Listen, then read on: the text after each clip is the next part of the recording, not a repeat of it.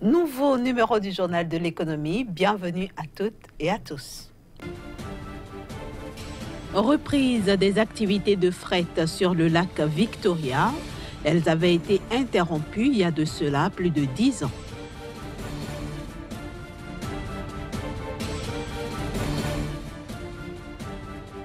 Réunion ad hoc du groupe d'experts de la CEA à Cotonou au Bénin.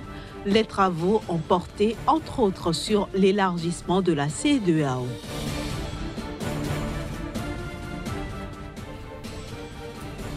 Et puis l'Égypte pourrait émettre ses premiers soukouks au cours de l'exercice budgétaire 2018-2019.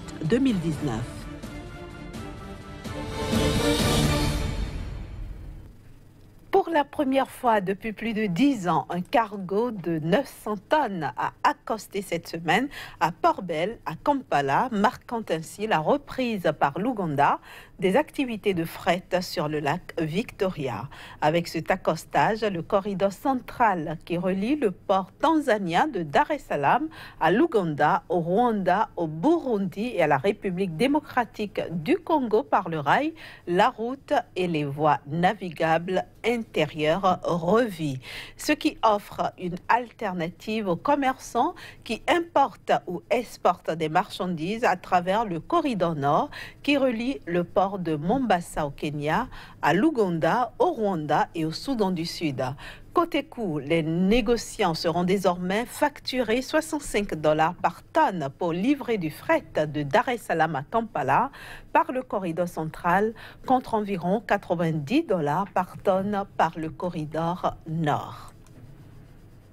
Je le disais en titre, les experts de la CEA étaient cette semaine en réunion ad hoc à Cotonou au Bénin, organisée par l'État béninois et le bureau sous-régional de l'Afrique de l'Ouest de la Commission économique des Nations Unies pour l'Afrique.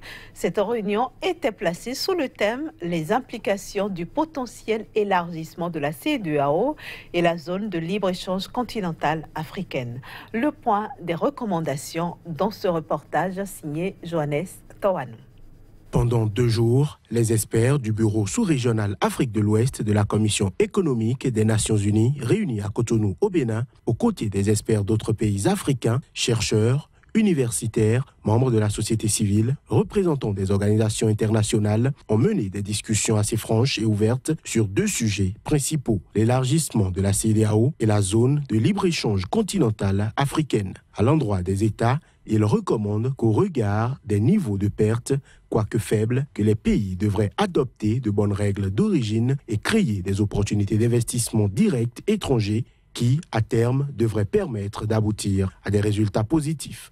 À l'endroit de la CEDEAO et des organisations internationales, les experts de la CEA préconisent qu'en cas d'adhésion du Maroc et de la Tunisie, qu'il soit négocié un démantèlement tarifaire le moins rapide possible et qu'un accent particulier soit mis sur le partenariat avec le Maroc pour bénéficier de son savoir-faire technologique dans certains secteurs stratégiques qui peuvent renforcer la coopération entre les 2 parties. Enfin, à l'endroit de la CEA, il est recommandé que l'analyse soit approfondie en allant au-delà des canaux classiques des échanges commerciaux pour intégrer l'influence des flux migratoires dans le commerce. Les discussions, c'est une bonne chose. Et la chose la plus importante maintenant que nous devons faire, c'est de porter les quelques recommandations qui sont ressorties de nos discussions vers ceux-là qui, à la fin, vont devoir être impliqués dans le processus de prise de décision sur ces 2 questions importantes de notre sous-région. Cette réunion ad hoc des experts de la CEA a été suivie de la 21e session du Comité intergouvernemental des experts de l'Afrique de l'Ouest, dont les travaux se sont également tenus à Cotonou, au Bénin.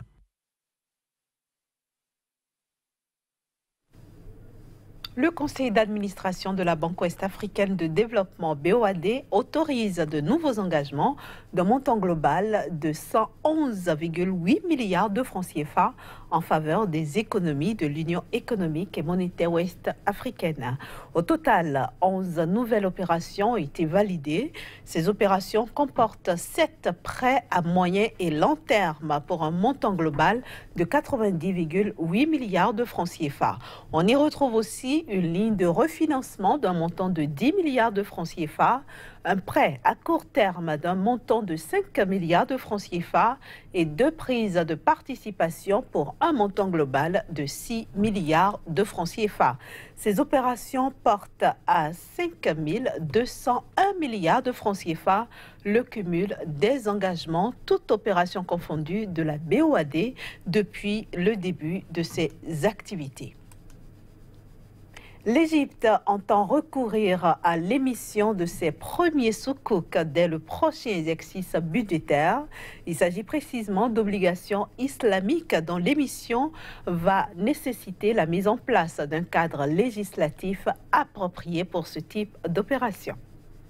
Au cours de l'exercice budgétaire 2018-2019 qui va démarrer le 1er juillet prochain, l'Égypte pourrait émettre ses premiers soukouk.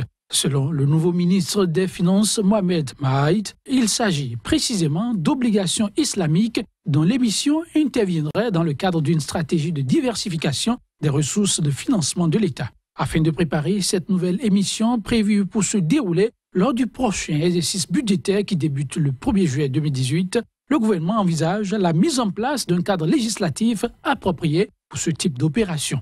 Le présent projet est en train d'être mûri alors que l'Égypte est en pleine exécution d'une série de réformes visant à stabiliser l'économie nationale et à booster sa croissance. Il devrait permettre aux autorités égyptiennes de financer des projets d'investissement sans alourdir encore plus la dette publique du pays. En dehors des obligations islamiques, les autorités égyptiennes entendent émettre 6 à 7 milliards d'euros obligations au cours du prochain exercice fiscal. Notons qu'en janvier 2018, l'Égypte avait déjà émis une obligation souveraine de 4 milliards de dollars. En outre, grâce aux mesures de réformes économiques initiées par le gouvernement depuis 2016 et visant à alléger les dépenses et augmenter les revenus de l'État via notamment la réduction des subventions à l'énergie, le FMI avait annoncé le décaissement pour juillet 2018 d'une nouvelle tranche de prêt de 2 milliards de dollars. Ceci dans un contexte où elle table sur une croissance à 5,2% pour le pays en 2018 et à 5,5% en 2019. Ainsi se referme la première partie de ce journal de l'économie. La suite, c'est juste après une petite pause.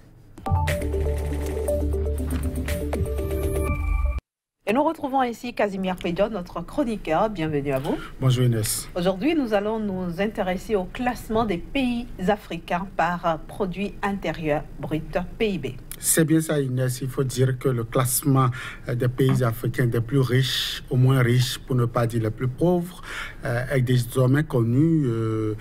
La rédaction de l'organisme a donc rendu public le résultat de son analyse au regard donc des données collectées par la Banque mondiale. Et aujourd'hui, on est en même de reconnaître que certains pays travaillent véritablement pour s'offrir une certaine aisance économique. Par contre, certains pays qui sont véritablement en vue, qu'on cite parfois comme donc des hubs en termes donc de ressources du sous-sol, restent à la traîne tout simplement parce qu'ils n'arrivent pas à s'offrir l'aisance en travaillant sur la valeur ajoutée, en transformant donc structurellement les ressources du sous-sol ou les ressources du sol pour parler donc de l'agriculture. Il y a d'autres également qui fournissent des efforts, mais ces efforts ne sont donc pas perçus pour le moment.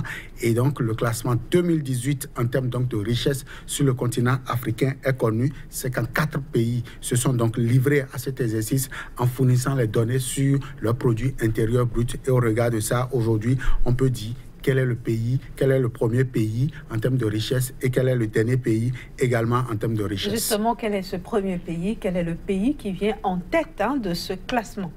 Alors, sans aucune bousculade dans l'ordre donc d'arrivée de ces pays-là, on peut déjà citer le Nigeria comme la première puissance, non seulement en termes de ressources du sous-sol grâce donc à son pétrole, mais aussi en termes de transformation structurelle de son économie. Le Nigeria garde donc la première place en termes donc de produit intérieur brut avec environ 405 milliards de dollars en termes donc de produit intérieur brut pour les prévisions de l'année 2018. Ceci donc place le Nigeria premier et il faut le dire, chaque Nigérian qui vivra donc entre le 1er janvier 2018 et le 31 décembre de la même année pourra bénéficier d'environ 2000 $176 US en termes donc de répartition de cette richesse, ce qui donc témoigne de la volonté de ce pays à véritablement non seulement développer son économie, mais à donner un mieux-être à sa population.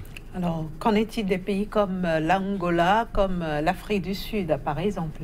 C'est la grande surprise, et cette surprise est de deux ordres. Il y a ces pays-là qui ont déçu. Déjà, avec l'Afrique du Sud, qui se positionnait déjà comme la première puissance en 2017, après donc les difficultés que le Nigeria a connues. On s'attend à ce que après le Nigeria, l'Afrique du Sud puisse se repositionner. Mais l'Afrique du Sud s'est placée troisième, juste après l'Égypte. L'Égypte qui a donc plus développé sa valeur ajoutée que donc l'Afrique du Sud. Derrière donc l'Afrique du Sud, nous avons un pays comme l'Angola qui est également une puissance en termes donc de pétrole brut, mais qui se positionne septième au niveau de la sous-région.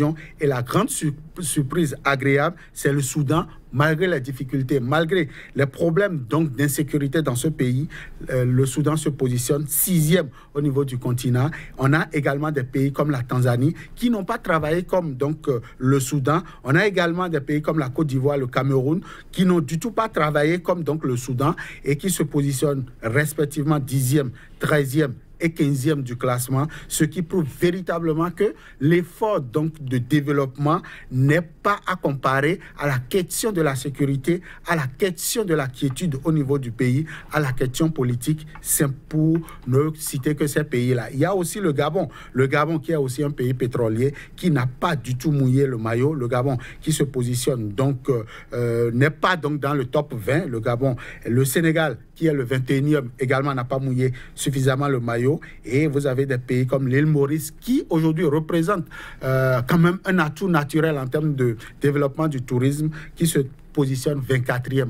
Voilà un peu ces pays-là qui devraient normalement se positionner à l'avant-garde donc de l'économie africaine, mais qui se retrouvent. L'autre déception par rapport à ce classement, c'est le Rwanda, qui, malgré les efforts de ce pays, se positionne 33e et donc n'a pas gagné la moyenne en termes donc de ce classement. Le Rwanda peine toujours à se donner une certaine visibilité en termes donc de plus-value. Et donc ces pays doivent redoubler d'efforts pour véritablement se positionner au rang des pays les meilleurs en termes d'économie sur le continent. Alors, Kazmi Kwidjo, finalement, est-ce que le produit intérieur brut suffit à lui seul pour reconnaître la richesse d'un pays? Quelle crédibilité peut-on accorder à ce classement?